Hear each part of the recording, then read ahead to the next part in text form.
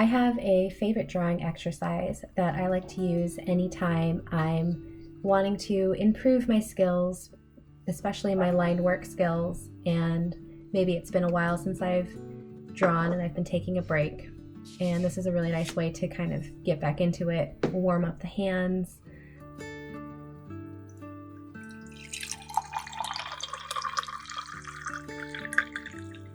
This exercise is usually the first drawing that I do of the day, and so I like to make sure that I have set up my space to be able to focus and be present with the drawing so that I can really get the most out of it. Using some of my favorite tools like these Prismacolor Premier colored pencils and some good drawing paper with a nice high tooth on it that can hold on to that color pencil or pencil work. But this is a practice that you can do with ink, you can do with typical pencils, charcoal, pastels, whatever your drawing tools might be. Starting off with creating 2 rectangles on a standard piece of paper. And one of these rectangles I'm going to divide into 6 cells by drawing 2 lines across to create thirds, and then 1 line down the middle to create 6 boxes. So this exercise is all about line work. We're going to make some circles, we're going to make some lines. I usually like to start off with the circles, and so in this rectangle without the boxes, I start off by drawing a circle that's about 50 to 75% of the total rectangle. And then in the spaces around that rectangle, I'm going to fill in more circles as big as I can get them. As I work through this exercise, I'm trying to keep a few things in mind. I am drawing my circles all in one line, so I'm not trying to hatch them out to make them perfect. And I'm also trying to draw them as big as possible without overlapping my circles, which means as I fill up my rectangle with circles, they'll get smaller and smaller. And so a really sharp pencil is extremely useful for this exercise.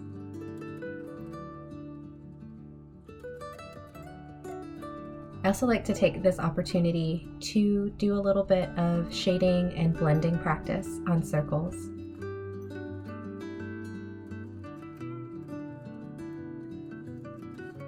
Using some dark color pencils, I'm creating the darkest shadow around my object. I'm already imagined where my light source is, sort of at the top and a little bit to the right. And I'm going to lightly blend my color pencil just around the object, keeping the darkest areas on the opposite side of where I imagine my light source is. And I'm layering different shades of blue to create a smooth gradient.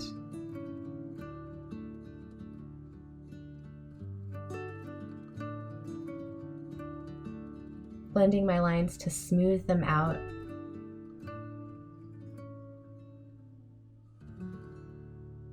One of my favorite tricks for working with color pencils and blending without having to use any kind of solvent or extra tools is to use the lightest color, which is this super light sky blue, to blend out all of the darker colors. It's just going over it really smoothly.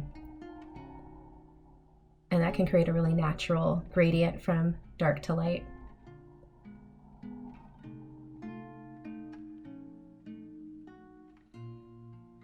On the other side of my paper, I'm going to focus on lines. I usually start out with a pattern of vertical and horizontal lines in this top left box. And my pattern for that is 5 vertical lines followed by 5 horizontal lines. The lines should be the same length about, and the space that they take up should be pretty equal to the lines next to them. So 5 vertical lines should be the same height as 5 horizontal lines. And I fill up this entire box, going as quickly as I can, trying to keep the lines close to each other, focusing on consistency as much as possible, but also being really curious and non-judgmental when some of my lines don't come out like the other ones, just sort of noticing them. In the next box, I usually follow that up with my diagonal patterns. And it's pretty similar. I have a pattern of right to left and then left to right, trying to create a sort of diamond shining pattern. This is a really difficult exercise for me. I find that I have a hard time being consistent with my lines. And again, that's okay. It doesn't have to be perfect. I'm focusing instead on filling up the box and noticing the beautiful pattern that emerges.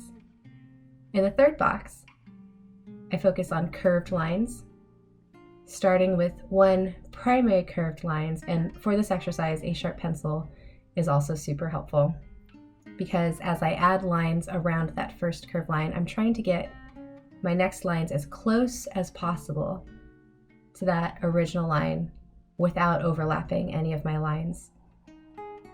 This exercise is about control, trying to draw these lines all at once, no hatching, just curves. And they inevitably take on a new pattern. It's pretty lovely. It kind of reminds me of like a topographical map. And so I can appreciate it for that. In the fourth box, I'm working on scumbling. And scumbling is these little circular scribbles.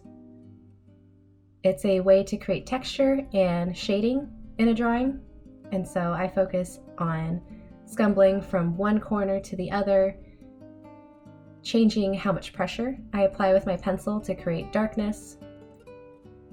You can also focus on the size of the circles as you scribble them out. Sometimes they can be larger, sometimes they can be smaller to create different effects. This exercise is also a great opportunity for small studies. And so I'm taking a look at my little air plant bud here and enjoying the way the leaves sort of reach out from the bud. I'm just going to practice some of those shapes in this next box. I really like how the boxes are pretty small, and so it doesn't feel like a lot of space to fill up. I can go through a small study like this really quickly and get a lot out of it. I can always do more boxes, can sort of divide it up. Since I don't have any expectations that this practice has to look like anything specific, I know it's just for practice, I can admire the patterns that I come up with and the shapes that I draw just for themselves. In this last box, I really like to practice sort of a mirroring technique.